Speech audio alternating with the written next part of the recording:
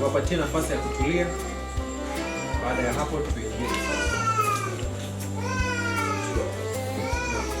Na nawapatie nafasi ya kutulia. Kitulia kabisa tunaingia sasa. Haya basi. Mwenye mtoto huko nje naomba mkamsaidie.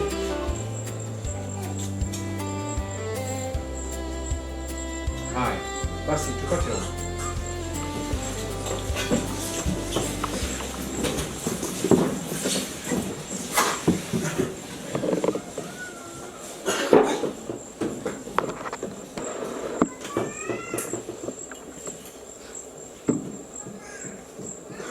Baba mwema unayetupenda, tunakushukuru sababu ya masaa haya. Tunapoingia katika majifunzo, tunaomba ya kwamba utuelekeze. Zungumza na kila mmoja wetu, uvute mioyo yetu karibu na wewe. Zaidi ya yote tunayojifunza yasiwe ni nadharia tu kwenye akili, bali tusaidie kupitia uwezo wako, kuruhusu neno lako litufinyange na kutubadilisha utakavyo. Mwovu shetani asinyakue chochote ambacho umekiandaa kwa ajili ya nafsi zetu. Wewe mwalimu na mwenyekiti katika majifunzo yetu, tuomba kwa Kristo aliye Bwana mwombezi wetu. Amen.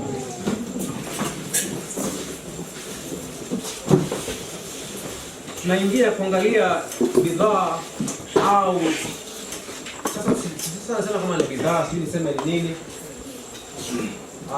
Furniture. Furniture ni nini? Samani. Samani. Samani. Yoyote ile. So furnitures ambazo zilikuwa katika the outer court. Tunaenda kuanza kujifunza kipengele cha madhabahu, na tunapoenda kuingia pale leo somo bado itakuwa ina mambo mengi. Kwa hiyo tukiwa na wasomaji wa upesi tutaweza kujifunza mengi kwa wakati mchache, na zaidi ya yote tutaweza kuchukua muda wa kwenda kutafakari zaidi ya hapo. Tunapoingia katika behewa, swali ambalo linafaa liwe wazi ambalo tumelizungumza hapo jana ni kwamba, je, dhambi ilisababisha tatizo gani ambalo mpango wa wokovu ulikusudia kulitatua? Mpango wa wokovu unatatua tatizo gani ambalo dhambi imeweza kusababisha? Gabriel, dhambi imesababisha tatizo gani ambalo wokovu wa mwanadamu unalenga kusuluhisha? Kimsingi tulichojifunza ni kwamba dhambi ilisababisha tatizo la udanganyifu dhidi ya tabia ya Mungu, na hicho pekee ndicho ambacho Mungu anahitaji kukisafisha kabla hajaweza kuchukua hatua. Kwa hiyo kwa kifupi, dhambi haijaleta tatizo la udanganyifu, bali udanganyifu ndio ambao umeleta dhambi, sio? Kwa hiyo dhambi hiyo na kilicho kiini cha dhambi imeleta mbadiliko kwa mwanadamu na viumbe wa Mungu, sio? Kwa hiyo kuna mibadiliko. Kwa hiyo je, Mungu alibadilika baada ya mwanadamu kufanya dhambi? Hakubadilika. Wangapi ambao tunakiri ya kwamba Mungu hakubadilika? Na sasa naona kuna mtu ambaye ni sura ngeni darasani. Naomba nikutambue kwa jina. Ngeni.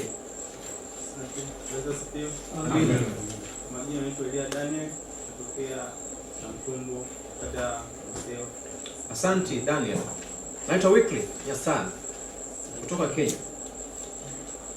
Kwa hiyo dhambi ambayo tunaizungumzia, tunajua kiini cha dhambi ni udanganyifu wa shetani uliovunja uaminifu wa mwanadamu kwa Mungu, sio? Ila mwanadamu tunajua ya kwamba kwa kweli ushahidi ulipo kwamba tulipojifunza jana ya kwamba dhambi ilipoingia, tabia ya mwanadamu ambayo ni ya dhambi ndio mbadiliko unaoingia katika mwanadamu. Ila kinacholeta mbadiliko huo ni kuamini udanganyifu wa shetani kuhusu nani? Kuhusu Mungu. Kwa hiyo Mungu tunajua kwa hakika kwamba hakubadilika. Kwa hiyo ikiwa Mungu hakubadilika, nina swali la pili. Je, sheria ya Mungu iliathiriwa na dhambi ya mwanadamu? Haikuathiriwa. Sheria ya Mungu yenyewe kama sheria ya Mungu haiwezi badilika, inabaki vile. Ila kwa mwanadamu mwenyewe ambaye anaamua kutoishi kwenye kanuni zile, ndani yake sheria ile itakuwa imepuuziwa au itakuwa imevunjika ndani ya mwanadamu, ila sio nje ya nani? Ukipuuza sheria za Mungu zenyewe hazibadiliki, zinakuwa vile. Kwa unaposema kwamba sheria ya Mungu imevunjwa, sheria ya Mungu haivunjwi. inavunjwa ndani ya mwanadamu, ila sheria ya Mungu yenyewe hawezi kufanya kitu gani? Kwa mfano, ndio kipengele kiweza kueleweka. Kama kuna nukuu moja kwenye kitabu cha Ellen White inayosema ya kwamba sheria iliyovunjika ilidai dhambi, ilidai maisha ya mdhambi. Kwa hiyo Kristo akaja akafa kulipa kilichokuwa kinahitajika na sheria iliyovunjwa. Now, sheria iliyovunjwa sio sheria ya Mungu. Tunaelewana? Sheria iliyovunjwa sio sheria ya nani? Kwa maana sheria ya Mungu yenyewe haiwezi ivunja. Ila sheria iliyovunjwa ni hali ya mwanadamu kuwa nje ya mpango wa nini? Wa sheria ya nani? Ila sheria yenyewe ipo, inaendelea ama haiendelei wakati huo huo. Kwa yenyewe inaendelea, ila kwako utakuwa umefanya kitu gani? Umejiondoa katika mpango wa nini? Kwa mfano, naomba tutumie mfano ambao tunaweza kutumia hapa. Ukipanda kwenye paa la mzengoi kule juu, kuna sheria moja ambayo inashikilia vitu vyote na kuvivuta kule kati, ambayo inaitwa sheria ya kati, gravity, the force of gravity. Ndivyo mnaita? Ni sheria ya mvutano. Ndivyo mnavyoita. Kwa hiyo kanuni ile, whether unaijua ama hauijui, ukienda kinyume nayo utapata madhara. Ila madhara hayatoki kwenye sheria ile yenyewe, bali kwa sababu umeenda nje ya nini? Ile sheria, sio? Kwa hiyo ukienda kule juu alafu uamue bana, mimi naweza tembea kwa hewa. So useme ukifika kwenye hapo kwenye ukingoni pale, uanze useme mimi nataka kutembea, niendelea kutembea nifike kwenye mabati hapa. Utaendaje? Utadondoka. Kwa nini? Sababu umetoka nje ya bati. Ndio shida. Umetoka nje ya kile kilichokuwa kinakupendeza. Kwa kifupi, umetoka nje ya sheria ya nini? Ya mvuto, sawa? Ila sheria yenyewe wakati huo ambao umeivunja, hiyo yenyewe inaendelea kwa wengine.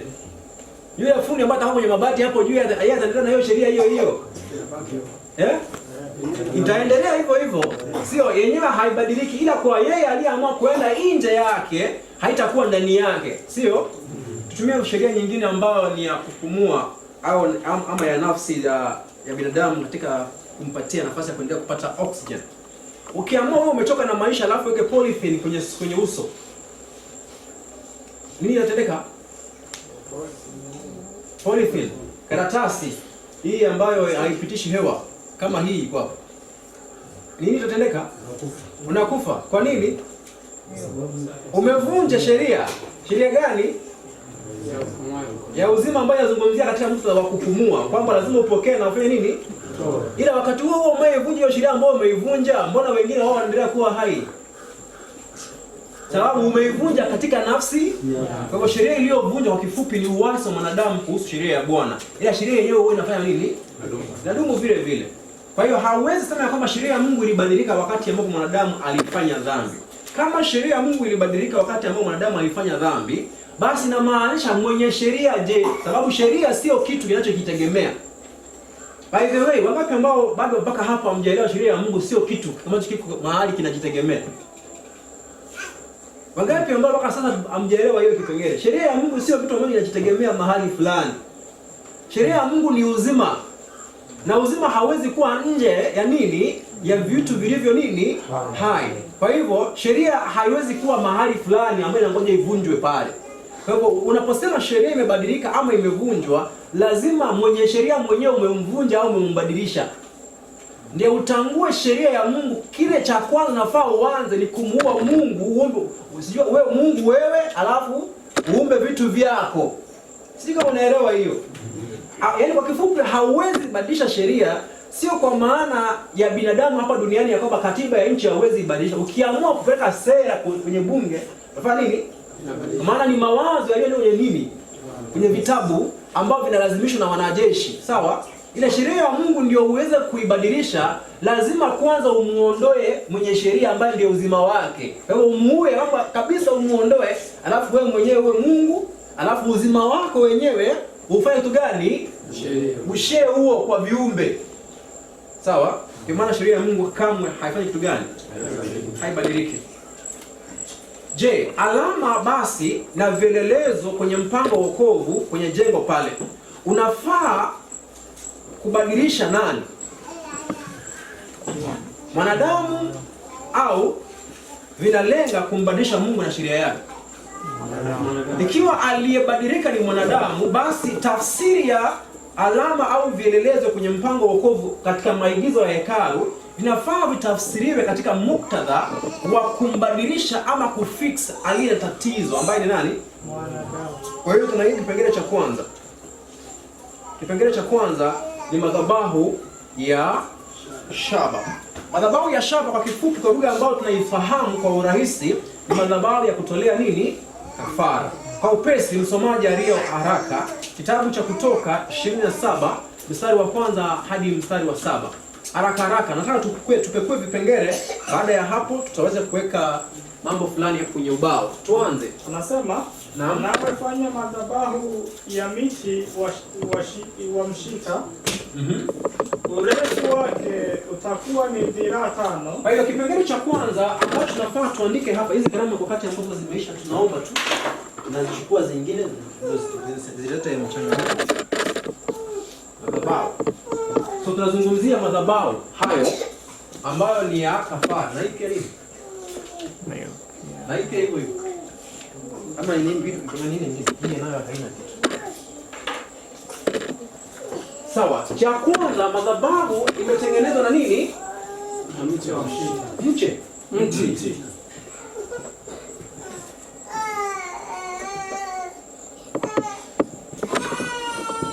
Mti wa mshita unaujua? Kwa hiyo yetu sio ni upi, lakini mnaujua ile mtindo huo. Endelee. Urefu wake, sawa, mambo ya urefu hatuna haja sana nayo, tuendelee tu. Na upana wake dhiraa 5. Hiyo madhabahu itakuwa mraba. Na kwenda juu kwake kutakuwa dhiraa 3. Naam. Nawe fanya pembe 4.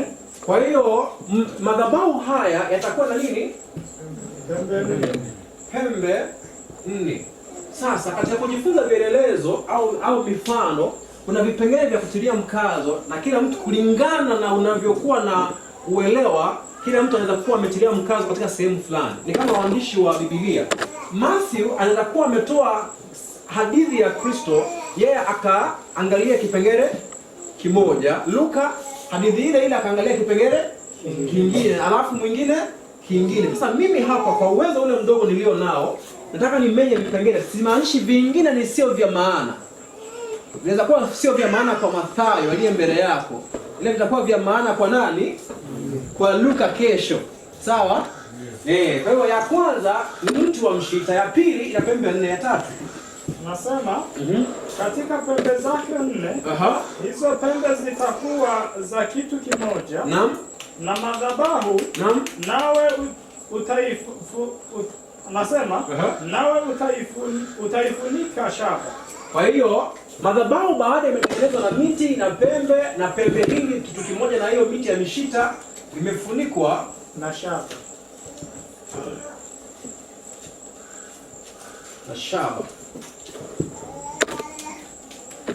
Basi endelea. Kuna kipengele kimebaki, kimefika wapi? Mstari wa 3. Na vyombo vyake vya kuyaondoa majivu yake utavifanya. Na majembe yake na makaburi yake na uma zake na meko yake. Sawa, makaburi. Sawa, tuendelee. Sawa. Haya yote mimi sio kwangu, sio maana kwa sasa. Tuendelee. Na meko yake, vyombo vyake vyote utavifanya biashara. Kwa kifupi tu, vitu vyote vinavyohusiana na madhabahu ya nini? Ya kafara, yote yametengenezwa na kitu gani? Yamefunikwa na shaba. Yaani kila mtu tunaona nje ni nini? Ni shaba. Sasa hapa tulijifunza jana vipengele vya msingi vya kufuata. Naomba niviandike hapa juu kwamba kipimo cha hekalu unapoenda pale, cha kwanza isiende kinyume na amri ya Mungu au tabia ya nani? Tabia ya Mungu. Kipengele cha pili isiende kinyume na tabia na maisha ya nani? Maisha ya Kristo. Kwa njia nyingine, Kristo lazima atimize kila nini? Kila kipengele, sawa? Ya tatu, hiyo mwishowe lazima uunganishe na viumbe. Asa hapa nje sasa ni wanadamu. Sawa? Nikasema ya kwamba ukiwa na hivi vipengele vitatu, whether nitafunza ama sitafunza, ukiwa mwaminifu, mwanafunzi mwaminifu, unaweza jifunza hekalu mwenyewe. Umeona kujifunza ni vipi kipengele hiki kinajibu mashtaka kuhusu tabia ya Mungu, na ni mashtaka gani? Alafu utapata ni kwamba je, maisha haya ambayo Kristo aliishi duniani hapa alitimiza vipengele hivyo aje, au vilikuwa vinamlenga aje? Na baada ya hapo, je, sisi wanadamu hayo yanafaa yatimie kwetu aje? Yaani hiyo sinaeleweka? Ndio. So somo la ni ngumu. Hapo mpaka hapo sio ngumu. Ugumu huko katika barabara ya kufika wapi? Hapo, ila Roho Mtakatifu wenyewe atatuelekeza. Basi, naomba tuangalie kitabu cha Kutoka. Hiyo pia inazungumzia kipengele hicho. Hebu soma kama nafikiri itakuwa ndio hiyo tulikuwa tumesoma pale. Achana nayo. Kipengele cha msingi ni kwamba madhabahu yametengenezwa na kitu gani? Na shaba. Sawa sawa? Tunaelewana vizuri? Yeah. Na katika maandiko shaba tumeanza tafsiri, okay? Yaani mseme kusunduka mapema. Kusunduka ni doze off. Msianze mapema. Zafanya ngeki kisiji. Mmenielewa? Msifanye nini? Niwafunze kisiji kidogo. Msisondokee hapa, msilale bwana. Sawa? Sawa, tumeanza tafsiri ya vifaa vile na maana yake tusaidia kupata ukweli wa Injili katika vifaa vile. Sasa kitu cha kwanza ambacho tunacho ni kwamba imefunikwa na nini? Kwa hiyo tunaingia kitu cha kwanza, tuna mtihani wa kutafuta maana ya kielelezo nini? Shaba. Sasa katika utumiaji wote wa neno shaba katika maandiko, kwanza kabisa huwa moja kwa moja inatuleta katika principle moja ya msalaba ambayo Kristo anakuja ama ni principle moja ya msalaba ambayo Kristo anakuja kujibu mambo fulani yaliyopo katika pambano kuu. Sawa sawa? Na kitu cha kwanza naomba tuende kitabu cha Isaya 44 ule mstari wa 4. Unasema ya kwamba kwa sababu nalijua ya kuwa wewe una shingo nini? Ngumu, na kuwa nini? Na kuwa shingo yako ni kana ya nini? Ni kano ya chuma, na kipaji cha uso wako shaba. Mtu ambaye anawakilishwa hapo, utamuta huyo mtu ni katika hali gani? Yupo katika hali gani? Ni moyo mgumu. Kwa maana unaposema ya kwamba huyu mtu wewe una shingo ngumu, kana kwamba hiyo shingo ni kama chuma. Kwa maana nyingine unataka kumgeuza ageuki, sawa? Alafu anasema upaji wa uso wako ni kama shaba. Kwa hivyo shaba katika context hiyo bado inaendelea kuwakilisha hali ya huyo binadamu. Ni mtu ambaye nini? Ni mgumu. Sawa? Ndio maana akitaka kugeuzwa huku hageuki, huku hageuki. Kwa hivyo shaba inavyotumika hapo inazungumzia asili ya dhambi au asili ya mdhambi. Asili ya mdhambi ni dhambi, sawa? Kwa hivyo asili ya mwanadamu kwenye maandiko inawakilishwa na kitu gani? Asili ya dhambi, sawa? Asili ya nini? Ya dhambi. Ndiyo ambayo inawakilishwa na shaba. Nao tukumbuke asili ya dhambi ni nature of sin, sawa? Nature of what? Nature of sin. Now, baada ya hapo naomba tuangalie kitabu kingine ambacho ni Ezekiel 22 mstari wa 18. Anasema, mwanadamu, nyumba ya Israeli imekuwa nini? Taka kwangu. Wote wamekuwa shaba na bati na chuma na risasi ndani ya tanuru, wamekuwa takataka za nini? Za fedha. So hapo nagundua lugha ya binadamu anayezungumziwa kuhusu hapa, au mwanadamu ambaye Ezekiel anaambiwa kumhusu yeye, ni mwanadamu ambaye yuko katika hali gani? Hali ya uchafu, sio? Na uchafu wa kiroho ndio hali ya nini? Hali ya dhambi. Kwa hivyo shaba kwa kifupi katika maandiko huwa inatumika kuwakilisha, kulinganisha kilicho kizuri na kilicho kibaya, kilicho kitakatifu na kilicho nini? Na kisicho kitakatifu, au kilicho kisafi na nini? Na kichafu. Unaona vizuri? Kwa hivyo shaba kwa kifupi inawakilisha hiyo ambayo ni utakataka wa mwanadamu. Sawa sawa? Okay. Taka inayofanya mwanadamu akuwe taka au mchafu ndio inayosababisha huyu mwanadamu ndio inasababisha kukuwa na haja ya kumsafisha. Tunaelewa? Yaani taka ndio inafanya mwanadamu afanye kitu gani? Awe na hali ya kuhitajika asafishwe, sio? Ambayo inawakilishwa na kitu gani? Na shaba. Tunaelewana mpaka hapo? Okay. Kama mpaka hapo tumepata, naomba tuone kitabu cha Wakorintho. Before tuone kitabu cha Wakorintho, naomba turudi nyuma kidogo. Katika maandiko sasa tushapata kipengele kimoja cha kutumia hapa kwamba shaba inawakilisha asili ya nini? Ya dhambi, ambayo ni asili ya nini? Ya taka ya maisha ya kiroho. Si ni kweli? Nao katika maandiko kuna kipengele kingine ambacho tunafaa tukiangalie. Kwanza kabisa, Kristo alipokuwa hapa duniani aliweza kujilinganisha na kujifananisha na kipengele kimoja ambacho kinaitwa nyoka wa shaba. Namkumbuka nyoka wa shaba? Na akasema ya kwamba jinsi ambavyo Musa aliweza kuinua yule joka, vivyo hivyo mwana wa Mungu naye atafanya gani? Atainuliwa, sio? Kwa hivyo unapata kuna jinsi ambavyo Kristo anajiunganisha moja kwa moja na ule mfano na kielezo na maigizo ya Musa ya nini? Kuinua nini? Kuinua joka wa nini? Wa shaba. Sasa ni kwa nini ikawa hivyo? Nao neno shaba linakuwa ni neno katika Kiingereza kuna neno ambalo nasema inatumika kwa jinsia ya mwanamume na mwanamke. Hiyo unaelewa? Kwa mfano, hii kwa Kiingereza ni she. Now, sasa neno la shaba ni she ya kopa. Hapo umenielewa na maana nini? Kwenye hiyo hii na she, umenielewa?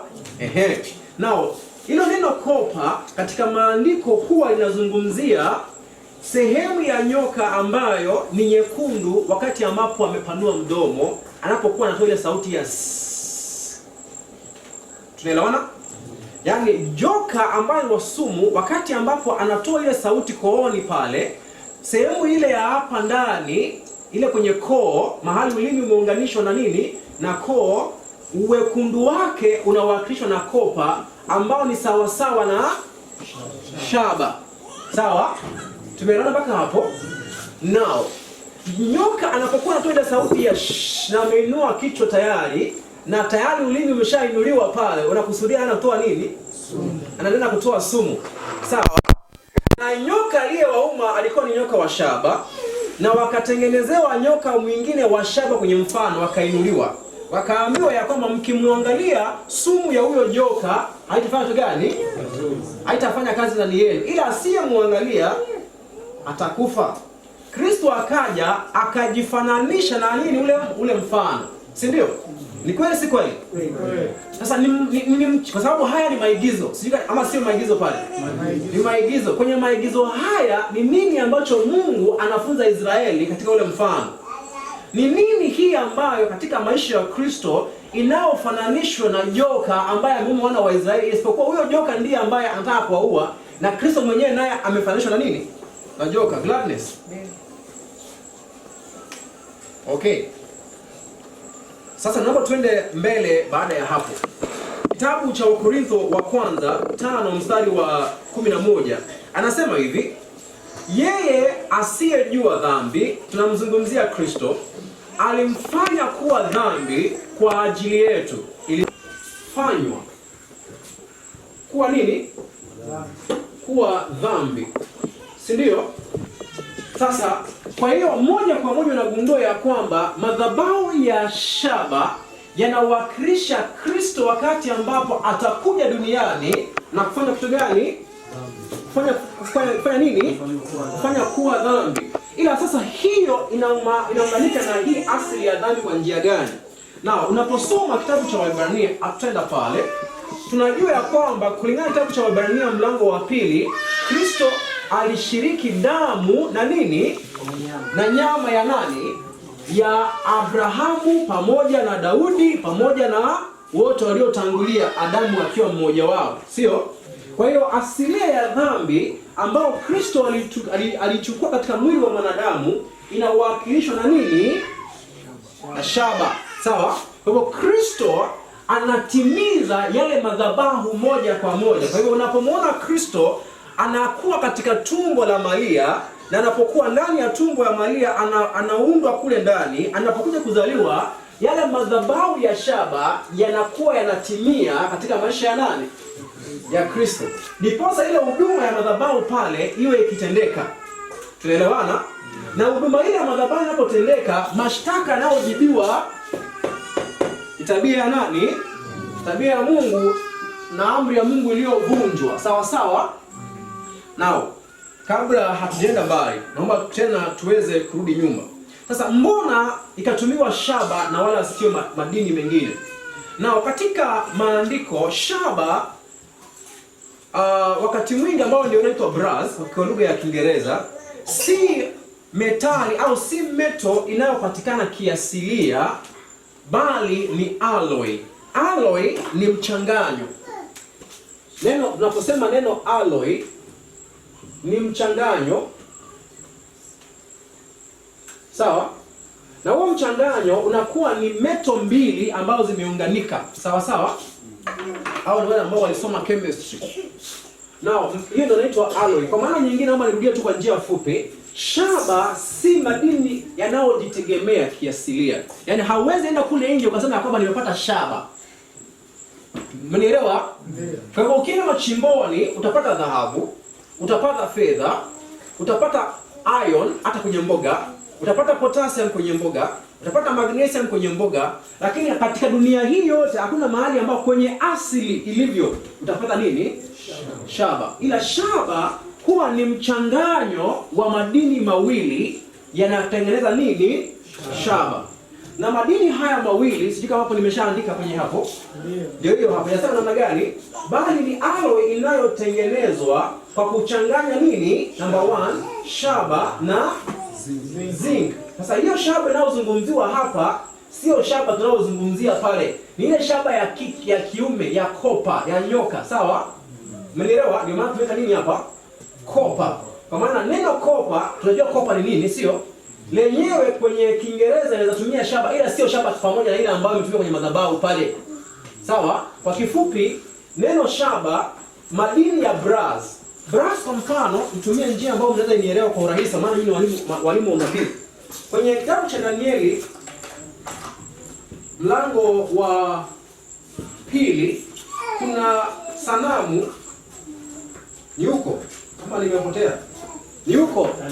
Sanamu ya mnyama. Sio sanamu ya mnyama, sanamu ya mfalme Nebukadneza. Sio? Okay, ya madini ya kwanza ilikuwa nini? Dhahabu. Si ndio? Ya pili? Ya tatu? Ya nne? Unagundua ya kwanza ilikuwa ni fedha, fedha. Sawa, ya tatu shaba. Ya nne chuma.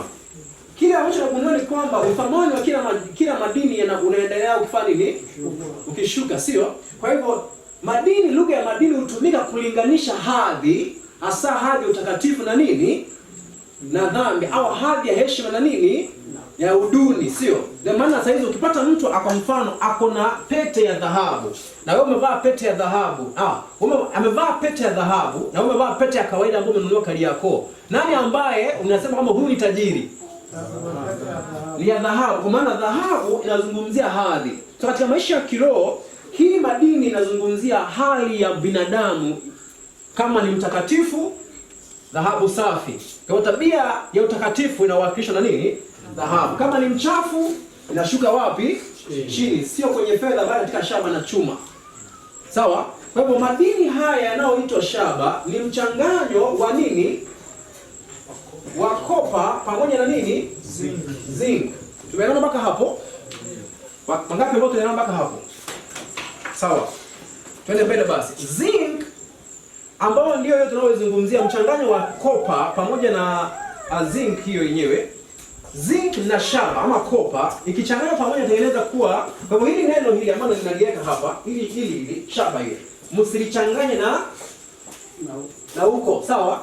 Yaani hili neno ni kama vile ambavyo unaweza sema neno amina na amina kwa Kiingereza ni nini? Amen. Sawa? Au hiyo hivyo. Kwa hivyo ukiita mtoto Amina, mwingine aseme amen, ataitika? Ila ni maneno ambayo Ni sawa sawa. yanakaribiana, ila yanamaanisha vitu vingine tofauti katika muktadha tofauti. Kwa mfano, jina lingine, kuna baraka, yupo hapa? Hayupo? Kuna blessing ama blessed. Baraka na blessed ni tofauti gani? Inakaa ni moja, ila ukiwaita hawa watoto wasema mimi siti nini? Siti blessed. Mimi nani? That's the point. Sawa? Tunapozungumzia hii shaba hapa, kwa kifupi ondoa shaba, weka nini?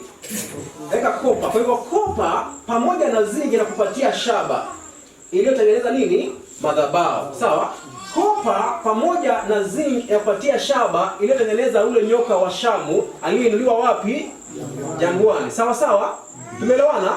Kopa na zinc ikichanganywa pamoja na kupatia shaba iliyotengeneza sehemu ya ile sanamu ya Nebukadneza wapi? Kwenye utumbo. Kwenye hapo utumbo, kwenye mikono hapa, sio? Nao. Sasa madini haya mawili naomba usome. Madini ni madini yanayopingana katika mwili wa nani? Wa mwanadamu. Kiwango kikubwa cha moja kinaweza kuzuia ufyonzwaji wa kingine. Sawa? Baada ya hapo, hivyo basi swala linazuka, ni kanuni zipi mbili zinazopingana ambazo zilikuwa ndani ya uongo ulioenezwa na shetani mbinguni? Mbona shetani ameingilia hapo?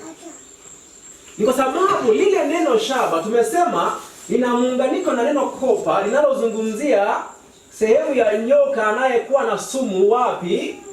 Kwenye koo. Sawa? Kwa hiyo unajiuliza, tunamjua yule shetani aliyekuwa ametuma zile nyoka ziwaume, sio? Ni sumu gani ambayo huyu shetani aliuma nayo wanadamu kule Eden? Ana hiyo sumu, ina kanuni inayogongana ambazo haziingiani, aliyoitumia kuangusha Adamu na Hawa. Ni sumu gani? Kuhusu nini? Sasa nagundua unapoendelea kupiga hatua hii, maswali yanaanza kukua specific. Na nikisema specific inamaanishaje?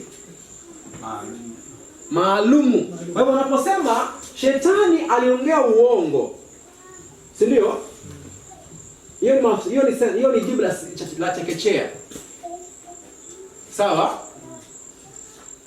Kwanza hapa tumeshapiga hatua. Huyu ambaye anasema ni uongo kuhusu Mungu, hiyo at least ameenda PP1. Kama mko na PP1, mna PP1? Mko na baada ya chekechea. So mtu wa kawaida ukimuuliza shetani alifanya nini mbinguni, atakwambia moja kwa moja alivunja nini? Amri. Sawa? Huyo ni yule ambaye anatafuniwa, bado anamezaba jinsi ilivyo. Zaidi ya hapo hawezi kuelezea umanufaa wa gedhera yotafuniwa vile ambavyo blessed anatafuniwa na mama yake. Sawa? Atakayokuwa amepiga hatua kidogo atakwambia aliongea uongo kuhusu Mungu. Sawa? Huyo at least amepiga hatua, haiko kwenye chekechea. Ila hapa bado anahitaji upige hatua. Uongo kuhusu nini? Tabia ya Mungu kuhusu kitu gani? Jua sheria. Aje. Jua tabia yake. Aje. Nini anazungumza kuhusu tabia ya Mungu na sheria yake? Sasa hapo tunaenda katika hatua ya tatu. Ni kitu gani katika uongo wa shetani aliozungumza ambao uongo huo ulikuwa na kanuni inayokinzana? Hello? Yes. Hapo ilikuwa ngumu. Kwa hiyo kwa kifupi, katika uongo ambao shetani aliuanzisha, kuna kitu ambacho ama kuna vitu viwili ambavyo alivihubiri ambavyo vinafanya kitu gani?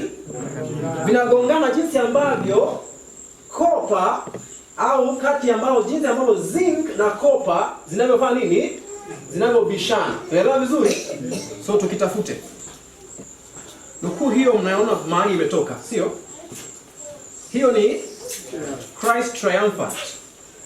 Christ triumphant. Kristo ni mshindi. Nambari zipo hapo ni za Kiingereza bado.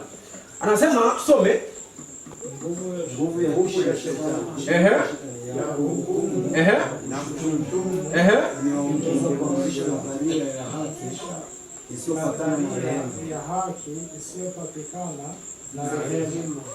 Hiyo sentensi mmeelewa inasema nini?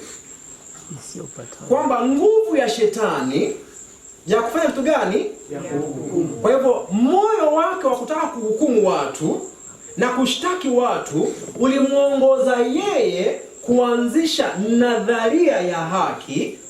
Nadharia ya nini? Ya haki isiyopatana na rehema. Kwa hivyo mbinguni kuna kitu ambacho shetani alikuwa anapendekeza, inaitwa nadharia ya nini?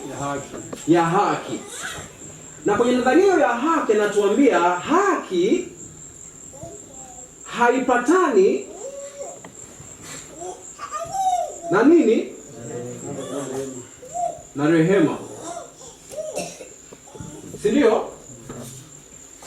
Kwa hiyo tumeshapata kipengele ambacho hatuhitaji kuendelea kutafuta sababu ya muda, kwamba shetani mbinguni alisema ya kwamba na akapendekeza haki haiwezi patikana pamoja na nini? Na rehema. Kwa hivyo zinafanya kitu gani? Zinakinzana.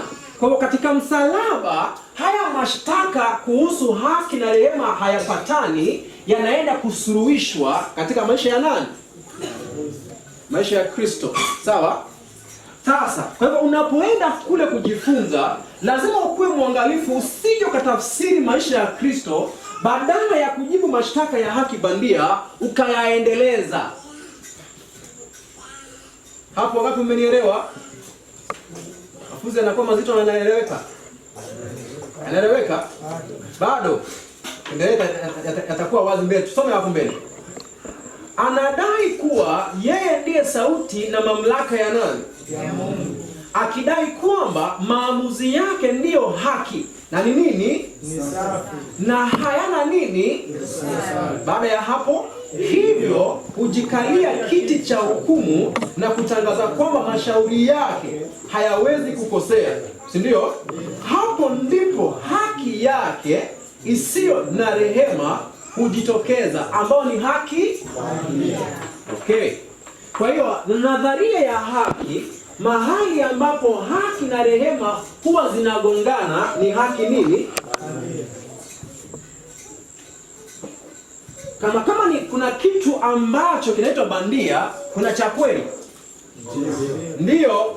Kwa hiyo tunapokuwa tunazungumza katika muktadha wa maandiko, tunapojifunza haki ya Mungu, lazima tujue ya kwamba lazima kuna haki nyingine ambayo tunafaa tukue makini tusiichanganye na haki ya nani? Hivi tunaelewana jamani? Nirudie tena. Tunapokuwa tunazungumza kuhusu haki ya Mungu katika majifunzo, tunapokuwa na mgogoro kuhusu haki ya nani, kama ni haki ya Mungu kutenda hivi, sio haki ya Mungu kufanya nini? Kutenda hivi.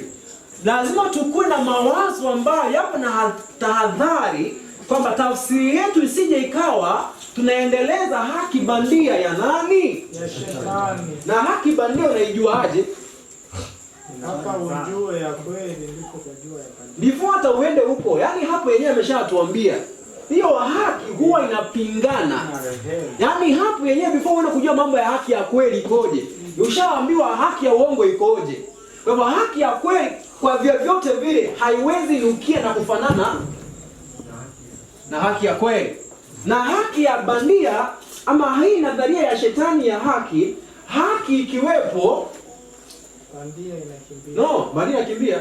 Kulingana na shetani, haki ikiwepo rehema mlango tokomea nje. Rehema ikiwa haki naondoka. Kwa mahali popote nadharia ya haki inafanya kazi hivyo. Nadharia hiyo ni ya nani na haki ni ya nani? Hivi tunaelewa vizuri? Na kinachoongoza kutengeneza muktadha huu wote, kuna kipengele ametuambia hapo juu. Roho ya nini? Kuhukumu. Kuhukumu. Na nyingine kushtaki. Kwa hivyo unapoenda kuzungumzia kwenye hukumu katika hekalu, ukileta tafsiri ya kwamba Mungu ni haki kuhukumu wanaokosea na kuwaadhibu, unapoendelea na hiyo matamshi yako unaoendelea nayo, unaendeleza udanganyifu wa nani? Haya, sawa. Sasa swali. Mbao nazo zinamaanisha nini? Hapo mpaka hapa tumezungumzia shaba na jinsi shaba pale inaanza kutuletea wazo ya kwamba kwenye pambano kuu kuna kipengele ambacho kinajibiwa katika mashtaka ya shetani kuhusu tabia ya Mungu, ambao ni haki nini? Haki bandia. Mungu anatoa majibu ndiposa aweze kupatanisha watoto wake waliokuwa wamedanganywa, akatengwa na wao. Hello? Yes. Hapo tutarudi baadaye sasa. Sasa swali lingine. Hii angalau tumepata mahali tunaweza kusimamia. Hila hatujaimaliza. Sawa? Tunaingia kipengele kingine, miti inasimamia nini? Katika maandiko, mbao za mshita au miti katika maandiko huwa zinafunikwa na shaba. Kwa mfano, baada ya hapo ukiingia ndani inafunikwa na fedha, ukiingia zaidi hapo unapata kufunikwa na nini? Na dhahabu. Ila swali ni hili, miti yenyewe inasimamia nini? Kabla tuangalie mbona imefunikwa na shaba. Miti yenyewe inasimamia nini? Naomba tuangalie kitabu hicho, kitabu cha Isaya. Kitabu cha Isaya. Naomba tusome. Ikawa katika siku za Ahazi mwana wa... Sorry? Hiyo ni Isaya 7 mstari wa kwanza. Soma. Ikawa katika siku za Ahazi mwana wa Yotamu mwana wa Uzia mfalme wa Yuda kwamba Lesini mfalme wa Shamu na Peka mwana wa Remalia mfalme wa Israeli walipanda juu kwenda Yerusalemu kupigana nao, lakini hawakuweza kushinda. Tuende mstari wa pili. Ikawa ameambiwa nyumba ya Daudi akisema Shamu imefanya shauri pamoja na nani? Pamoja na Efraimu. Nyumba ya Daudi inaambiwa ya kwamba Shamu wamefanya mashauri au agano na nyumba ya nani? Ya Efraimu. So ripoti hiyo imekuja kwa nyumba ya nani? Nyumba ya Daudi. Twende mbele. Basi moyo wake ukatetemeka na moyo wa watu wake kama vile miti ya msituni. Kwa hivyo miti hapo inawakilisha kitu gani? Mioyo ya watu. Kwa hivyo ilipopokea ile habari wakawa na hofu, wakawa wanatetemeka. Inawakilishwa jinsi ambavyo miti inavyotetemeshwa na nini? Na upepo. Sawa? Kwa hivyo katika maandiko miti inawakilisha kitu gani? Mioyo ya watu. Kitabu cha Yeremia 5 ule mstari wa 14. Yeremia 5 mstari wa 14. Nasemaje? Mtu asome.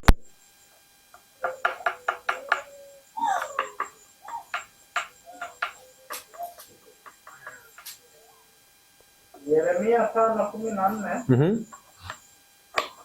Neno la Bwana linasema, kwa sababu hiyo Bwana Mungu wa majeshi asema hivi, naam, kwa sababu mnasema neno hili, tazama nitafanya maneno yangu katika kinywa chako kuwa moto, naam, na watu hawa kuwa kuni. Kwa hiyo inajirudia hiyo hoja ya kwamba miti au kuni inawakilisha nini? Watu au mioyo ya nana? Mioyo ya watu. Kwa hiyo mpaka hapa tumemaliza vipengele vya nini? Viwili, miti na nini? Shaba. Kwa hivyo tunapoenda hapa, unapoangalia basi haya madhabahu, haya madhabahu yanazungumzia nini? Kwa kifupi basi haya madhabahu yanazungumzia nini? Ukichukua jinsi ambavyo tumejifunza.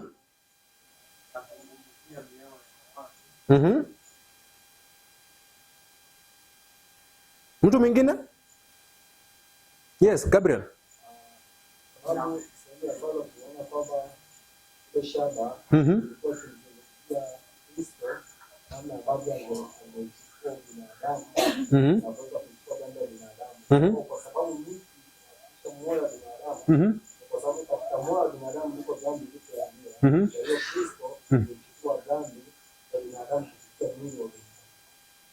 Sawa, yote mnaosema yapo sahihi, ila nafikiria mmeyakoroga ikakuwa githeri, kila kitu pamoja ikakuwa chakula kigumu. Sawa? Ninaona tuifanye ikuwe rahisi. Yaani mliosema yote ni sawa. Sawa? ila kwa kifupi tunaanza taratibu kwamba miti inazungumzia nini? Mioyo ya watu, sio? Shaba inazungumzia nini? Hali, sio? Kwa hivyo hiyo miti inazungumzia jinsi wanadamu walivyo. Kwa hivyo ni asilia ya nini kwa kifupi? Ya wanadamu. Sawa? Na asilia ya wanadamu ni iko katika hali gani? Ya dhambi. Tumeelewana vizuri? Hiyo nani hajaelewa?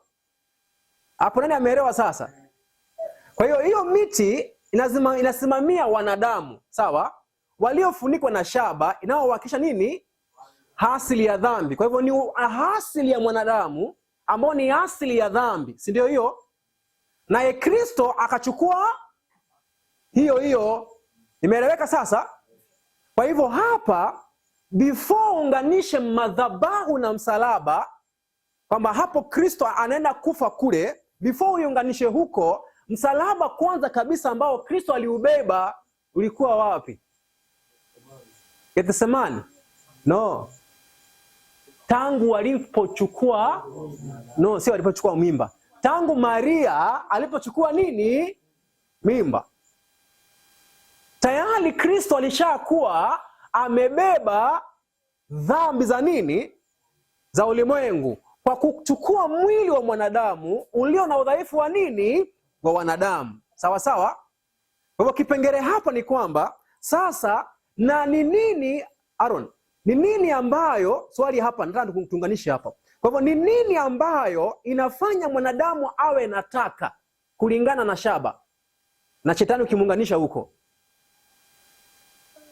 Hiyo shaba ilikuwa inazungumzia nini?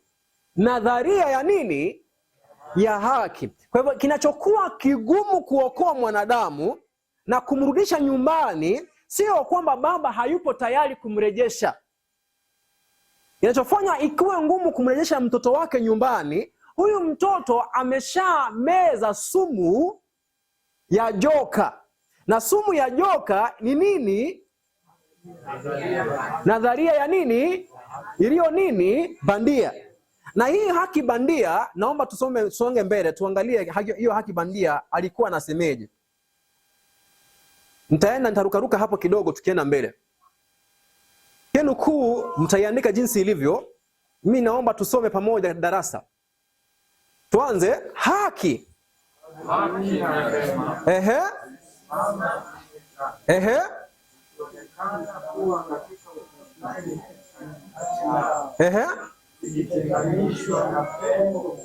Ngoja kidogo. Jana tulisema ya kwamba utengano unapotendeka kati ya Mungu na wanadamu, lile pengo la dhambi limesababishwa na uongo wa shetani kuhusu nini?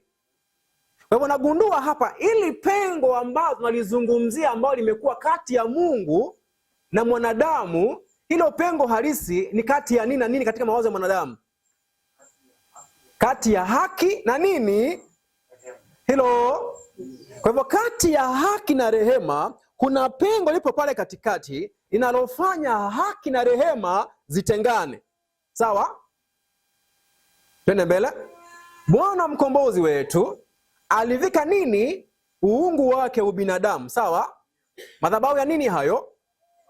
Madhabahu ya shaba. Na kwa niaba ya mwanadamu akaunda tabia isiyo na mawaa wala nini? Sijui hapo. Isiyo na waa wala mawaa. Baada ya hapo alisimamisha msalaba wake katikati ya nini? Ya mbingu na dunia, na kuufanya kuwa nini? Kitovu cha mvuto kilichofikia pande zote. Pande gani na gani? Kukivuta haki na nini? Na rehema. Kuvuka nini? Lile nini? Swali. Kwa hivyo msalaba wa Kristo, unapouangalia msalaba wa Kristo, kazi yake ilikuwa inafanya kitu gani?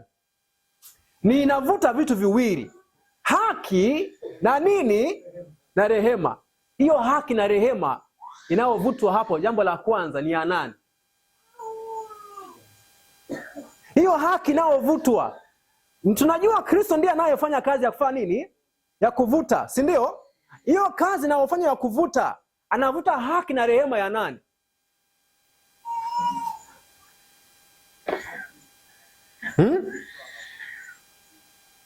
Anafanya kazi ya kuvuta ya nani? Hiyo ni haki ya nani inavutwa hapo?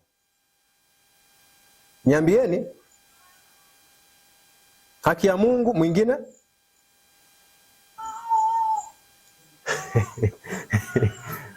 Sasa hapo ni maneno yapo. Tumesema msalaba wa Kristo umesimamishwa katika pengo, si ndio? Si ndio? Tumeshajua hilo pengo la dhambi. Na tunajua katika masomo yaliyotangulia hili pengo ni nini liweka hiyo pengo ilikuwe hapo. Ni udanganyifu wa nani?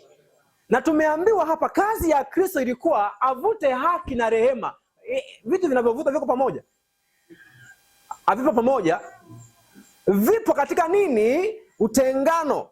Kwa hivyo hii haki na rehema ambao Kristo anaivuta msalabani ndiposa zikumbatiane. Unafikiri ni haki ya nani? Yaani hapo najua mnajibu ila inakuwa mgumu kutoka kwa mdomo. Ni haki ya shetani ila mnagoma kuitoa. Na ninaona kabisa mnajibu lakini nagoma kutoka. Kwa nini? Kwa sababu kawaida tunajua ya kwamba ni haki ya nani? Ya Mungu. Kwa maana Mungu amri yake ilipokuwa inavunjwa, tumeaminishwa ya kwamba haki yake ilihitaji adhibu nini? Mdhambi. Ila rehema inahitaji amsamehe. Kwa hivyo tukafunzwa kwenye theolojia katika makanisa yetu ya kwamba akaja na mchakato Mungu mwenyewe, ampige Kristo aridhishe haki yake, ndiposa anapotusamehe ikuwe haki na nini? Na rehema. Sio tumefunzwa? Sasa huo ni upagani. Kwa hivyo unapokuja kwenye nukuu hii ukiisoma kwamba haki ilipatanishwa kwenye msalaba, usipojua muktadha utawekea Mungu ya kwamba haki yake ndio iliyotimizwa juu ya maisha ya nani? Ya Kristo. Naomba tusome nukuu hii pamoja tena. Yaani hujaandika, utaandika baadaye. Katika mwanzo wa pambano kuu, tuanze hapo. Katika mwanzo wa nini? Shetani alidai kwamba sheria ya Mungu haiwezi.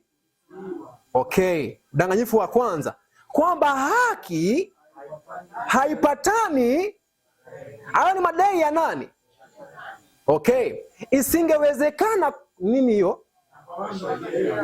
Kwa hivyo mimi na wewe tukivunja sheria, anasema isingewezekana kwa mwenye dhambi, kwa sababu haki inahitaji apigwe, si ndio?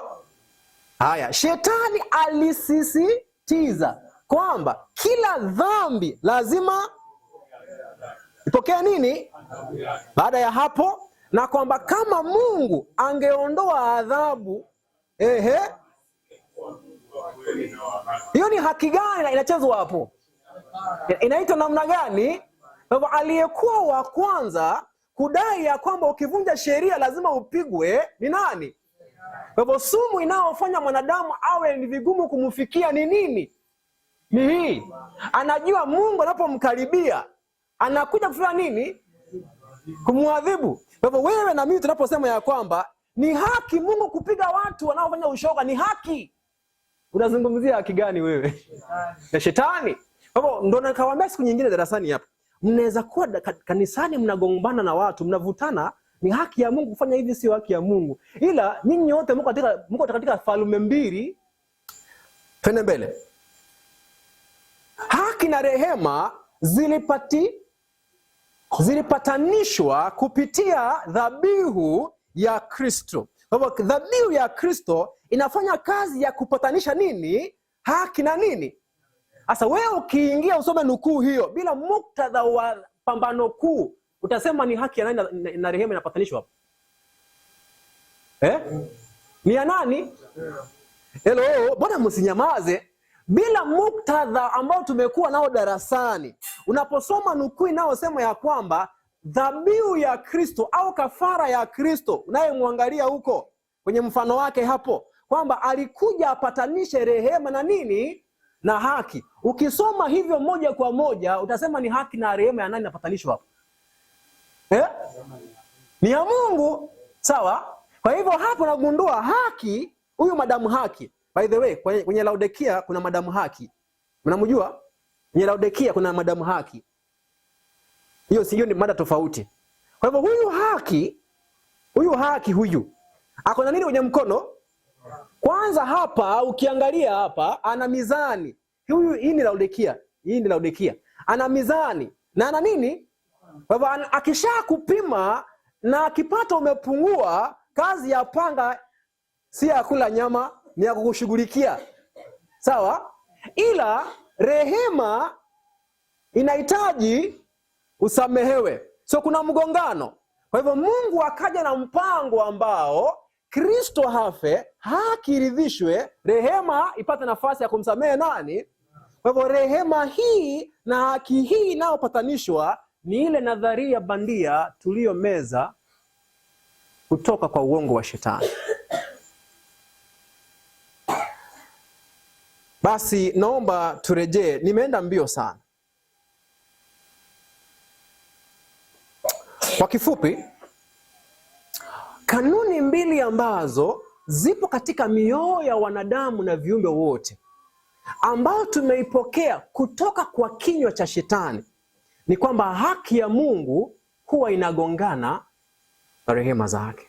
Kwa hivyo viumbe wote wanaamini unapovunja amri lazima uadhibiwe. In fact, ninaweza enda mbele nikuambie hivi, malaika na wao mbinguni kabla Kristo aje walikuwa wameafektiwa na hiyo.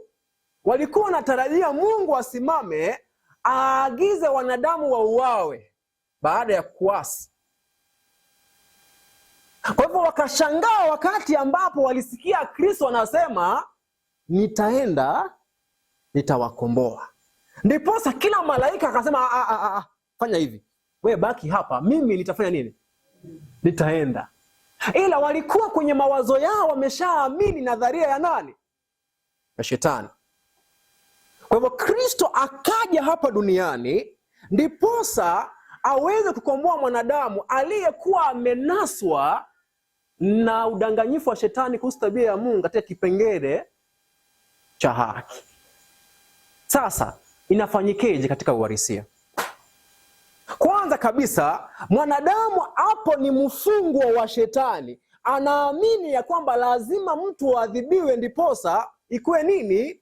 Ikuwe haki. Kwa hiyo ndiposa Mungu amfikie, inabidi Mungu atoe kile ambacho mwanadamu anajua kinahitajika ndiwe awe salama kwa nani? Na ndiposa kwenye mfano wa Abrahamu na mwanawe Isaka, Abrahamu akatoa kauli nzito ambao ilikuwa zaidi anavyoelewa. Akamwambia mwanawe kwamba Mungu atafanya kitu gani? Atatoa kafara. Kwa hivyo kwenye mpango wa wokovu, Mungu ndiye anayetoa kafara ile ambao wanadamu wanaoitaka kwenye akili zao, wanaojua itamridhisha Mungu huyo. Sawa? Ndiposa kwenye akili zao, haki bandia wanaokuwa kwenye akili ikiridhishwa, watakuwa na amani kwanza, wamsongelee Mungu aanze kuwafunza. Kwa hivyo ni kitu ambacho kinatumika kupatanisha nini kwanza? Akili zao ziwe na amani, wawe tayari kuanza mazungumzo. Na baada ya mazungumzo ndiposa ukweli udhihirike kwenye msalaba ya kwamba aliye nyuma ya wewe mchakato wote wa kutaka kuwa mwanadamu sio Mungu, bali kuna yule muuaji aliyekuwa amejishonesha chini ya maji, Shetani. Naomba tusonge mbele tena kidogo.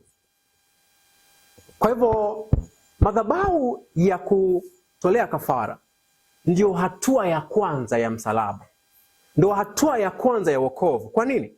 Kwa sababu mwanadamu hawezi kombolewa ijapokuwa Mungu ako na bidhaa vyote vya kumkomboa hadi wakati ambapo mwanadamu atakuwa yupo tayari kumwamini nani. Natumia mfano nikisema hivyo. Wewe una dawa ambayo haijashindwa chini ya jua kumtibu mtu yeyote. Na kuna mtu hapa ambaye unampenda ila adui alipanda maneno ya uongo kwenye kichwa chake kukuhusu wewe. Na dawa unao mkononi unataka umpelekee, ukimpelekea atatumia? Unafikiria atachukua dawa atumie? Kwa nini? Kama alikuwa ameambiwa na adui kwamba mtu fulani anataka kukuangamiza, akutakii mazuri, Alafu huyo mtu ambaye hakutakii mazuri amesikia uko mgonjwa, uko hoe hai, akaingia kwenye wodi na kikombe cha dawa. Ngoja kumalizia. Si ni kweli? Kwa hivyo hauwezi mfikia na dawa ulio nao ambao huwezi, hakuna mtu anayeweza kuitoa, ni wewe tu. Kwa hivyo inabidi utafute jinsi ambavyo utampatanisha kwenye akili na nafsi yako. Mkishakuwa marafiki, ndiposa awe tayari kufuata maelekezo ya tiba. Tunaelewana vizuri?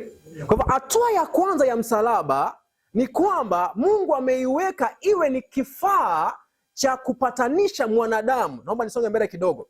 Tunaona kitabu cha Yohana pale. Naomba tuisome Yohana 12 ule mstari wa 32. Anasema hivi: nami nikiinuliwa juu kutoka wapi? Kutoka kwenye nchi, nitawavuta.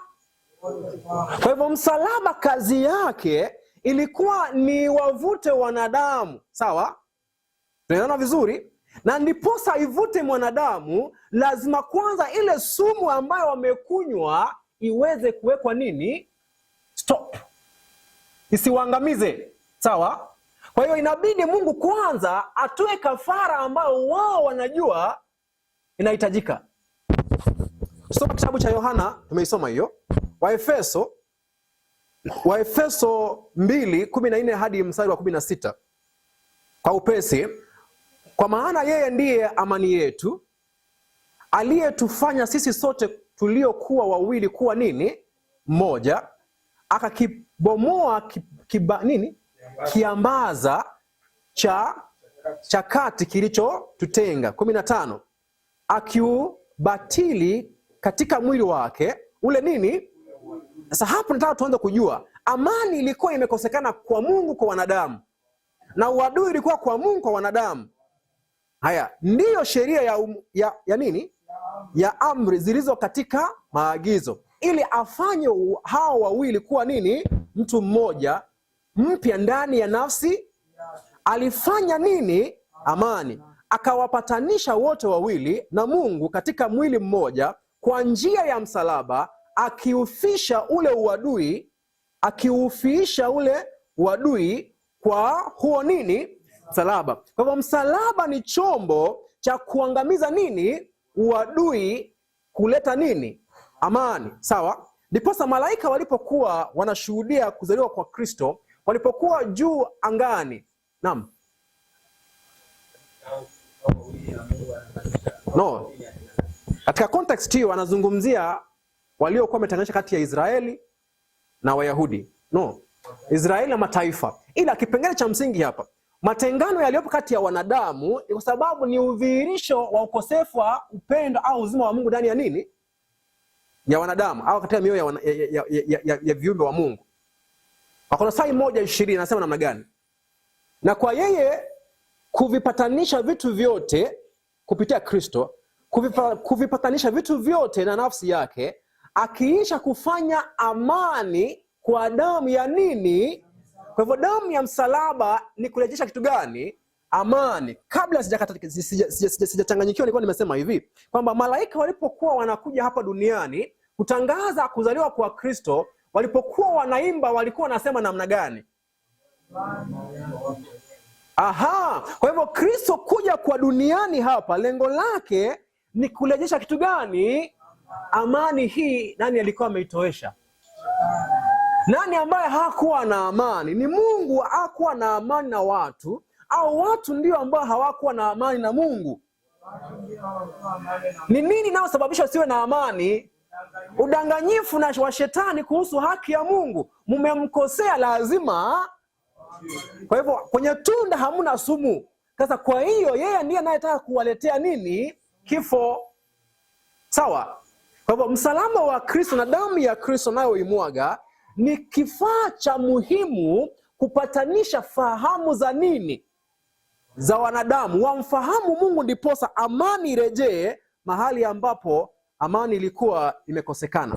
Wakolosai 1:21, nanyi ambao zamani mlikuwa mumetengwa naye, ama tumetengwa na Mungu, tena mumekuwa adui katika nia zenu kwa matendo maovu, lakini sasa amefanya kitu gani?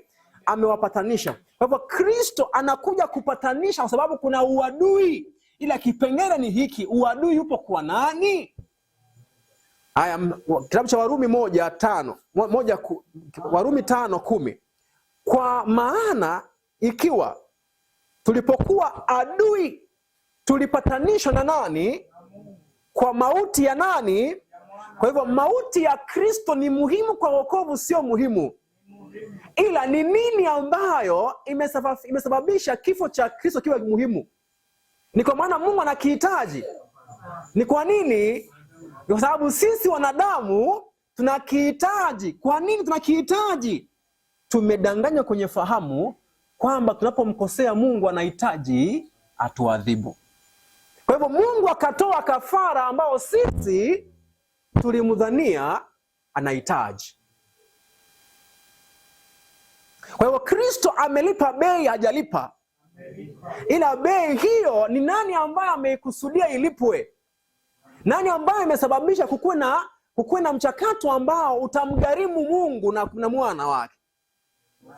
Sasa kitabu cha Wakorintho wa kwanza 6:20 nasema ya kwamba maana mlinunuliwa kwa thamani. Sasa basi mtukuzeni Mungu katika nini? Miili yenu. Wakorintho wa kwanza 7:23. Mlinunuliwa kwa thamani, msiwe watumwa wa nini?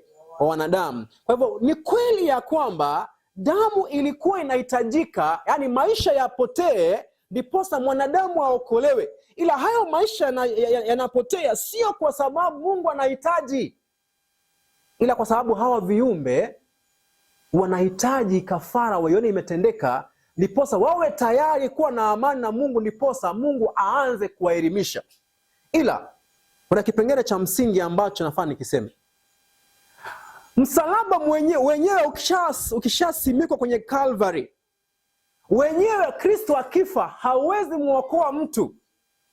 Si ndio? Wenyewe hawezi muokoa mtu ijapokuwa atakufa Kristo kwenye msalaba. Kwa nini? Kwa maana msalaba kazi yake ni kubadilisha tu akili uwe tayari kushirikiana na Mungu kwenye tiba. Ila msalaba wenyewe kabla haujaingia ndani ya moyo, ile damu inayohitajika ikuwe ni uzima ndani ya moyo, msalaba wenyewe hauwezi saidia. Ni chombo tu cha kukuvuta nani? Wewe na mimi. Wakati ambao tumeshavutwa, ndiposa tuwe tayari kuwa na ushirika na Kristo, atukomboe kutoka kwenye mauti na uzima wake kwa kuweka ndani ya maisha. Tunaelewana vizuri? Okay. Kwa hivyo ni nini ambayo kimesababisha basi bei ilipwe? Ni udanganyifu wa shetani. Kwa tunaposema kwamba Kristo amegharamia wokovu wetu, kuna gharama iliyotolewa. Gharama hiyo haimaanishi ya kwamba Baba alihitaji kitu fulani ndiposa sheria yake iwe huru kutuacha nini? Huru. Yaani inamaanisha ni kile ambacho wamekipitia ndiposa kutufikia. Tutumia mfano huu, baada ya hapo nitaelezea. Shetani alikataa kuachilia huru nini? Mateka wake. Aliwashikilia kama raia wa ufalme kwa sababu ya nini? Kwa sababu waliamini nini? Uongo wake. Hivyo akawa mlinzi wa gereza lao, lakini hakuwa na haki ya kudai nini? Kwamba bei ilipwe kwa ajili yao, kwa sababu hakuwa amewapata kwa ushindi halali, bali kwa hila na udanganyifu. Kwa hiyo Kristo kifo chake kule nje anahitaji atukomboe. Si ndio? Ndio maana ile neno linaloitwa mkombozi, ambaye anakomboa. Katika mfano ya Wayahudi kuna yule jamaa aliyekuwa anaitwa jamaa wa karibu. Namjua? Ambaye wakati ambapo umejiuza na umeshinda kulipa, jamaa wa karibu alikuwa na haki na wajibu wa kukukomboa. Unajua hiyo hadithi? Naijua? Hamjui? Naijua. Kwa hivyo jamaa wa karibu ako na uwezo, kama ako na uwezo ni haki yake kuja kulipa nini? Gharama, ndiposa uwe nini? Uwe huru. Kwa Kwa hivyo Kristo ni jamaa wetu wa karibu, akaja alipe nini? Ile gharama, ndiposa tuwe nini? Huru. Ile tulikuwa tumefungwa na nani? Na ametufunga kutumia gereza gani? Kwa hivyo shetani sio kwamba anakubali yeye kwamba sasa endeni. Kwa hivyo tunakuwa huru wakati ambapo tumekuwa huru kwenye fahamu zetu kutoka kwa udanganyifu wake. Naam. Zimebakia? Sawa. Kwa hiyo cha msingi ni kwamba, kwa hivyo Kristo inambidi alipe gharama ambayo ni matokeo anayoyapata katika maisha yake. Mateso anayoyapitia, kifo anachokipitia, sio kwa sababu Mungu anahitaji gharama ilipwe, ni kwa sababu sisi ni mateka wa shetani na tunaamini uongo wake ni nini? Ni kwa kweli. Kwa hiyo inabidi kwanza walipe hiyo gharama, ndiposa sisi kwenye fahamu tuwe nini? Huru. Tukishakuwa huru, sio kwamba shetani ametuacha tuende kwa hiari, ni sisi tumejinasua kutoka udanganyifu wake. So Mungu alifanya namna gani? Hiyo nakuwa inaendelea akisema hivi. Mungu kama mtoaji wa nini? Wa ile fidia. Kwa maana hiyo picha mnaiona? Tupo gerezani. Nani ambaye ametufunga? Jamaa huyo, nimetumia tu mfano wa AI hapo. Shetani ametufunga kwenye gereza, sawa? Kwa hivyo yeye ndiye ambaye hataki kutuachilia. Ila huu ni mfano wa kazi ambayo ameifanya kwenye nini? Kwenye nini? Kwenye akili. Ametufunga hizi kamba, na hii gereza ni gereza la mifano ya nini? Ya uongo. Wapi? Kwa akilini. Kwa hivyo Mungu na Kristo wanataka kutukomboa, ila sisi hatuwezi kubali tukatoka kule kwenye gereza, kwa maana tunajua yeye anataka kufanya nini? Kutuua. So inabidi kwamba Mungu alipe kile ambacho tumefikiria Mungu anahitaji, kwa maana shetani ndiye ambaye amesema hivyo. Tunaamini Mungu anasema lakini. Sawa? Kwa hiyo Mungu kama mtoaji nini? Fidia. Alikuwa na mamlaka ya kupanga mpango wowote wa ukombozi wa binadamu. Haki ilihitaji kwamba malipo maalum yatolewe. Kwa hivyo hii haki inayohitaji malipo itolewe ni haki gani? Ni ya shetani, ila iko wapi? Kwenye akili. Kwa maana Mungu anatupenda na ni yeye ambaye anataka kutuokoa, ana haki ya kupanga chochote cha kutukomboa. Upendo sio upendo, ila sio kwa sababu yeye ndiye anayehitaji nini? Kafara. Ila hii ya bandia yenyewe iko hivyo. Unaiona hii ya bandia? Ya bandia yenyewe ipo hivyo hivyo unavyoiona hivyo hivyo. Kwa hivyo kazi ya Kristo ni kuja kupokea adhabu kutoka kwa nani? Kwa Baba, kwa niaba ya nani? Ya wanadamu. Hebu naomba tufungue kitabu cha Warumi 5 mstari wa 9. Inasemeje? Warumi 5 mstari wa 9.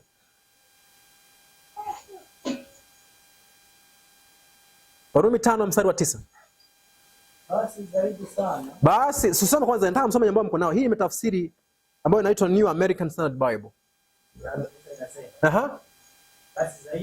Basi zaidi sana kwa kuwa sasa tumekwisha kuhesabiwa haki katika damu yake, tutaokolewa na ghadhabu na yeye. Sasa hiyo iko sahihi, ila Biblia zingine zimeongeza baada ya ghadhabu ikaongezwa ya Mungu, na ndio version moja hapo. Zingine nyingi tu zipo hivi, kwa Kiingereza zipo hivi kwamba kwa sababu Kristo ametuokoa kupitia damu yake, sasa tutaokolewa na ghadhabu ya nani? Kwa hivyo Kristo hapa anakuwa ni mhudumu wa kutuliza nini? Hasira ya nani? Kwa hivyo huu ndio ubandia ambao shetani baadaye anausimika wapi? Kwenye msalaba. Kwa hivyo msalaba mwishowe unakuwa ni chombo ambacho Kristo anakuwa ni mpokea ghadhabu na hasira ya nani? Ndipo sisi tuwe nini? Sisi tuwe huru. Tunaelewa hiyo pointi hapo? Kwa hivyo kafara ya Kristo ni kafara ambayo Mungu anahitaji ndiposa atusamee, au ni kafara ambayo sheria ya huyu Mungu inahitaji ndiposa atusamee. Unaelewa hiyo point hapo? Kwa sababu ya ile haki bandia ya shetani, na baada ya hapo akaiweka tafsiri hiyo kwenye nini? Kwenye msalaba wa nani? Kwenye msalaba wa Kristo. Tuangalie mfano na ushahidi wa sumu hiyo ya shetani katika Ukristo. Hapa chini ni Catholic Apologetics. Kwa hivyo hawa ni maandishi ya kutetea imani ya Katoliki. Sawa? Tusome. Mungu huudhika na kuwa na hasira binafsi. Kwa nini? Baada ya hapo, na hivyo ili atoe msamaha wa nini? Kwa hivyo kwa kifupi, Mungu anapomkosea, ile dhambi inamfanya akasirike, na akiwa na hasira anahitaji afanye kitu gani? Atulizwe. Sawa? Kwa kuzingatia kanuni zake za kiungu, asili yake ya kibinafsi na uzito wa dhambi za wanadamu, jambo pekee ambalo Mungu aliruhusu kumtuliza lilikuwa ni mateso na kifo cha nani? Kwa hiyo ndio hiyo, sio hiyo. Ndio hii, sio hii. Ndio hiyo.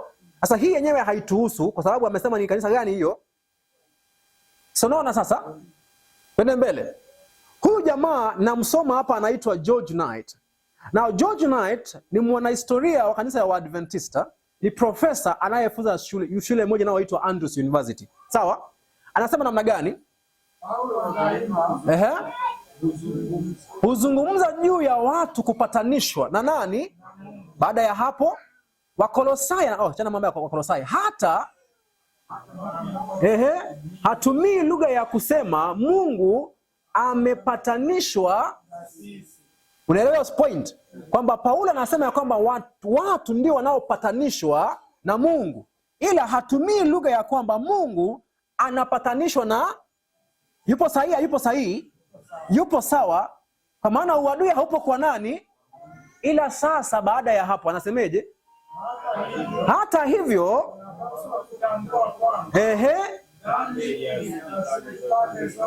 ni kweli, si kweli? Sio kweli? Dhambi haimwadhiri Mungu, yaani dhambi haimbadilishi. Baada ya hapo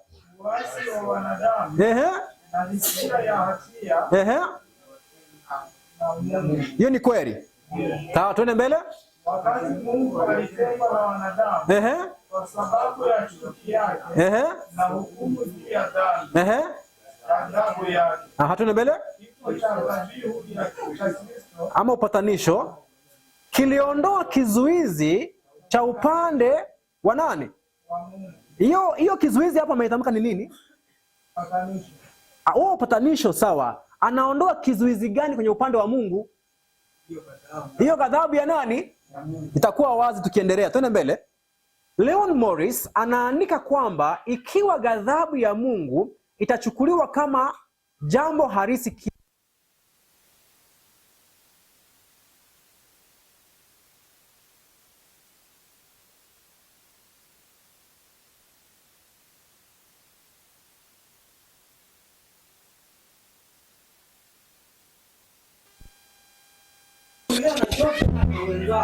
ni kuondoa nini?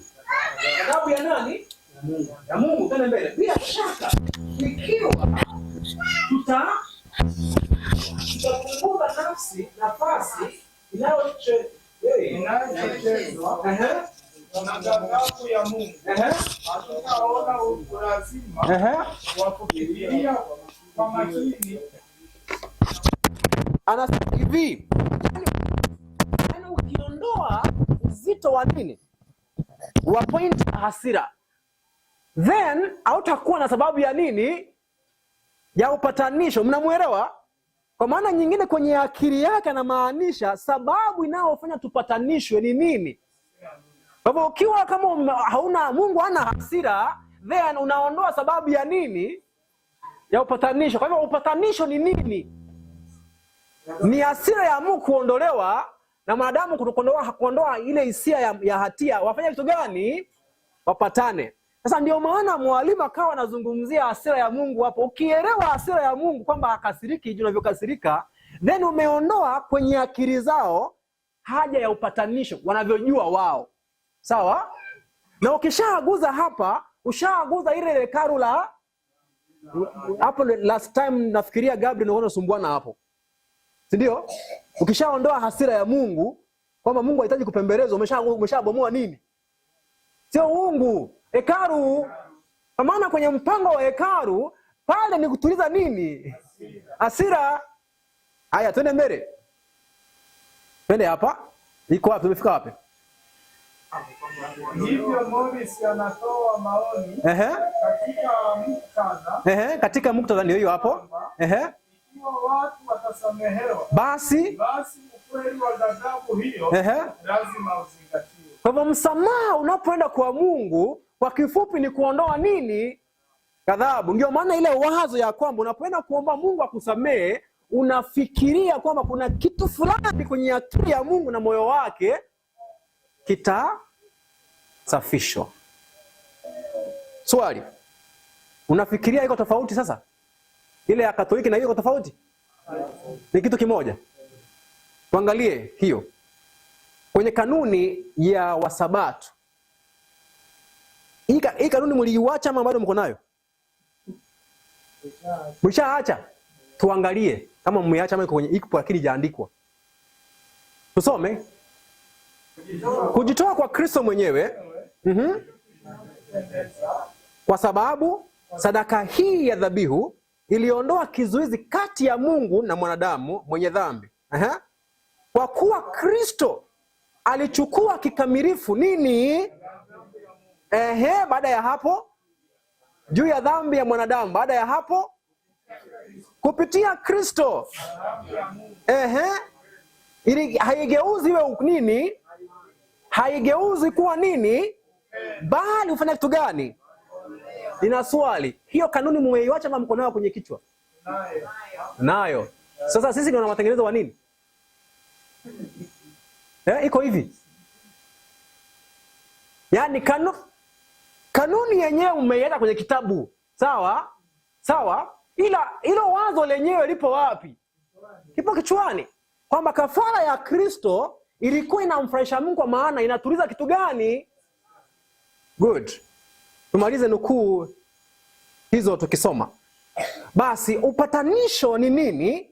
Ni dhabihu. Ni kweli. Kwa maana Kristo amekuwa nini? Upatanisho wa nani? Wetu. Kauli hiyo basi ni kwamba Kristo amewekwa ili awe dhabihu kwa ajili ya nini? Ya ondoleo la dhambi zetu. Baada ya hapo, bila shaka wazo la upatanisho au dhabihu ni kwamba kuna nini? Kuna ghadhabu inayohitaji kutulizwa. Lakini zingatia hasa. Fanya kitu gani? Kwamba zingatia hasa. Kwamba sisi tunaohitaji nini? Dhabihu na wala si nani? Naomba turudie hiyo hapo. Bila shaka wazo la upatanisho au dhabihu ni kwamba kuna ghadhabu au hasira inayohitaji kutulizwa. Sawa? Lakini zingatia hasa kwamba ni sisi tunaohitaji dhabihu na si nani? Ni kweli si kweli? Nani aliye na adui na mwingine? Ni binadamu. Kwa hivyo nani ambaye anataka kutulizwa? Lakini sisi tumekuwa tuseme namna gani? Sio mimi. Sio mimi.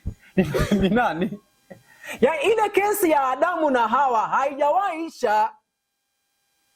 Kwa hivyo sio mimi nahitaji, nani anahitaji? Mungu. Na hiyo ndio injili. Sisi hatuhitaji nani? Ni yeye tumemkosea, anahitaji kafara. Twende mbele. Ni dhabihu. Wazo kwamba ghadhabu ya Mungu lazima itulizwe ili tupate msamaha alina msingi wowote katika nini? Okay, twende mbele. Ni upuzi wa hali ya juu kusema kwamba Mungu amekasirika sana na mwanadamu au wanadamu kiasi kwamba hatasamehe isipokuwa kitu kitolewe ili kutuliza ghadhabu yake. Na kwamba kwa hiyo yeye mwenyewe anajitolea zawadi. Si yeye alitoa zawadi mwenyewe? Anatoa zawadi kwake mwenyewe ambayo kwa njia hiyo anatulia. Anasema ni upuzi wa hali. Huo upuzi umekubalika na kwenye akili yako pia? Ni upuzi wa nini? Kwamba Mungu mwenyewe amekasirika kiwango cha kwamba yeye mwenyewe anakuja na mpango wa kujituliza yeye na zawadi yake. Sasa wewe si ni mtoto? Pende mbele. Anasemaje akimaliza? Wazo la kipagani ambalo mara nyingi ushirikiriwa hata na Wakristo wanaojidai kuwa Wakristo, of course, ni kwamba wanadamu lazima watoe dhabihu ili kutuliza ghadhabu ya Mungu wao. Ibada zote za kipagani ni hongo kwa miungu yao ili wawe na fadhili kwao. Ikiwa walidhani kwamba miungu yao imekasirika sana nao, wangetoa dhabihu kubwa zaidi, na kwa hiyo dhabihu za binadamu zikatolewa katika hali ya juu kabisa. Mashetani, Freemason, devil worship ambao mnazungumzia, ukikosea kafara ya juu zaidi ni nini? Ni kafara ya mtu, si ndio? Kwa hiyo Mungu mwenyewe hapo nagundua amewekwa katika muktadha ule kwamba akikosea, ukikosea na mimi nikikosea, then kitakachomtuliza ni nini? Ni kafara. Basi ndiposa madhabahu ya kutolea kafara yalitengenezwa na nini? Na shaba. Kwa sababu shaba, tatizo linalozungumziwa hapo ni haki ya nani? Ya shetani, ambayo imekuwa sumu kwenye akili za nani? Kwa hiyo mtu ambaye hana ufahamu wa pambano kuu na udanganyifu wa shetani atakuwa akichukua udanganyifu wa shetani kama kitu halisi. Kwa hivyo akitafsiri msalaba wa Kristo unapotimia hapa kwenye madhabahu, atasema moja kwa moja Mungu alihitaji mtu apigwe kwa niaba ya nani? Ya mdhambi, bila kugundua ya kwamba hiyo msalaba umewekwa hapo kwa sababu sisi ndio ambao tumemwekea Mungu matatizo hayo ayasuluhishe. Kwa hiyo msalaba wa Kristo lengo lake sio tu kupatanisha akili zetu kwa kutusaidia tumrejee kwa kumuona Kristo na upendo wake, lakini ni kwa njia ya sayansi ya juu kufikia kitu gani? Akili ya mwanadamu. Kitabu cha mwisho Ufunuo 11:1-2. Namalizia hapa. Ufunuo 11:1-2. Nasemaje? Ufunuo 11 nasema, nikapewa mwanzi kama fimbo, na mmoja akaniambia, naam, inuka ukalipime hekalu la Mungu, na madhabahu, na hawa wasujudio humo, naam, na behewa iliyo nje ya hekalu uiache nje, wala usifunge. Asante. Kwa hiyo anaambiwa ya kwamba anapopima hekalu hili apime sehemu zingine zote, ila asiguze kwenye nini? Kwenye behewa, sio? Kwa nini asiguze behewa? Anasemaje baada ya hapo? Kwa sababu imetolewa au imepeanwa. Kwa nini? Kwa mataifa wafanyie nini huko? Wanaukanyaga ule nini? Kwa maana yake wanauchafua, sio? Ndio maana unagundua ya kwamba kipimo ambacho kinatumika hapa ni kipimo cha dhahabu, sawa? Kile kipimo cha dhahabu hapa nje kitagoma kuingia. Kwa nini? Kwa maana hapa nje yanayosuluhishwa ni mitazamo ya watu wa mataifa. Watu wa mataifa ndio wapagani. Kwa hivyo sisi sote pamoja na Israeli na Adamu akiwepo, sisi sote ni watu wa nini? Wa mataifa, ambao tumemeza mawazo ya kipagani kuhusu nini? Kafara au kuhusu Mungu. Wote tunajua ya kwamba Mungu anapokuwa amekosewa lazima adhibu. Kwa hiyo ndiposa sisi tuwe salama, mchakato ukabuniwa wa kutoa kafara kutuliza nini? Kwenye miaka hiyo ya 1260 mafunzo haya yakawa ndiyo somo katika makanisa yote duniani, kwamba kafara ya Kristo inatafsiriwa kuwa ni kitu ambacho Mungu analetewa ndiposa atulie amsamehe nani? Dhambi. Mungu awabariki. Pole kwa kuchukua muda. Maswali yanaruhusiwa, tunafungia hapa. Tufungie hapo. Tuombe. Baba mwema, unayetupenda, tunakushukuru kwa maana ya kuwa nasi tangu tulipoanza majifunzo. Endelea kutuelekeza katika kujua pambano hili katika ukuu wake, ndiposa tuweze kukupatia nafasi kushirikiana pamoja na wewe katika kazi unayotamani kuifanya katika nafsi yetu. Ndiposa unaendelea kupatanisha katika akili zetu, tuwe katika hali nzuri ya kuweza kushirikiana pamoja na wewe katika utakaso unaofanya katika mioyo yetu. Tuongoze, tuombe kwa Kristo aliye Bwana mwombezi wetu. Amen.